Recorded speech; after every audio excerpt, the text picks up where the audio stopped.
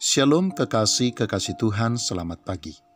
Saudaraku sekalian, dalam pergumulan doanya untuk menemukan Allah dan merasakan pertolongannya, yang memang saat itu sangat dibutuhkan oleh pemazmur. Pemazmur di dalam kitab Mazmur pasal 42 ayat yang ke-11 berkata kepada jiwanya, "Mengapa engkau tertekan, hai jiwaku? Dan mengapa engkau gelisah di dalam diriku? Berharaplah kepada Allah, sebab aku bersyukur lagi kepadanya, penolongku dan Allahku." Kekasih-kekasih Tuhan, barangkali kita sering mengalami seperti pengalaman pemazmur ini. Tuhan yang kita percaya sangat berkenan untuk menolong kita dan bahkan sangat mudah untuk memberikan pertolongan kepada kita, sesukar dan seberat apapun persoalan dan pergumulan yang menimpa kehidupan kita. Kita rasakan tidak juga berkenan untuk menolong kita. Pertolongannya tidak juga nyata bagi kita, dan bahkan Dia seolah tidak memperdulikan kita lagi. Berkali-kali kita berusaha memantapkan hati dan meneguhkan iman percaya kita, dengan harapan agar Tuhan melihat dan memperhatikan keteguhan iman kita tersebut, supaya selanjutnya menggerakkan tangannya untuk menolong kita. Namun seiring itu juga pertolongannya tidak juga menghampiri kehidupan kita.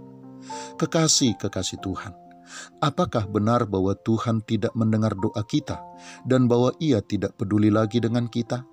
Apakah benar bahwa Ia tidak lagi memperhatikan keadaan kita? Satu hal yang harus kita pahami, kekasih-kekasih Tuhan, terlebih yang harus kita percayai adalah bahwa sesungguhnya Tuhan tidak pernah berubah menjadi Allah yang lain dan yang berbeda dari yang kita kenal dan yang kita percayai. Ia tetaplah Allah sebagai Allah yang kita kenal dan yang kita percayai.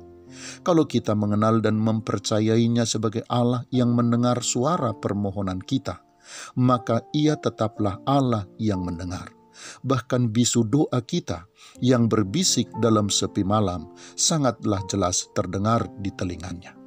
Kalau kita mengenal dan mempercayai Dia sebagai Allah yang setia, Ia melihat hati kita yang tetap setia, meski seringkali langkah kita gemetar di jalan yang tidak pasti.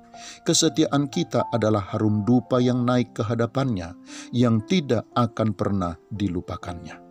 Karena itu kekasih-kekasih Tuhan, pada waktunya keberhasilan kita pasti akan mekar seperti fajar, pasti akan indah seperti pelangi, dan pasti akan menjadi seperti air mengalir menuju ke hilir, tanpa ada yang bisa menghalanginya, serta akan penuh melimpah seperti hujan yang tercurah membasahi bumi. Itulah sebabnya kekasih-kekasih Tuhan, selain kita harus tetap percaya dan berharap hanya kepada Allah dan Tuhan kita, kita juga harus menetapkan langkah kita dan berjalan terus menuju kepada harapan kita yang indah dan besar.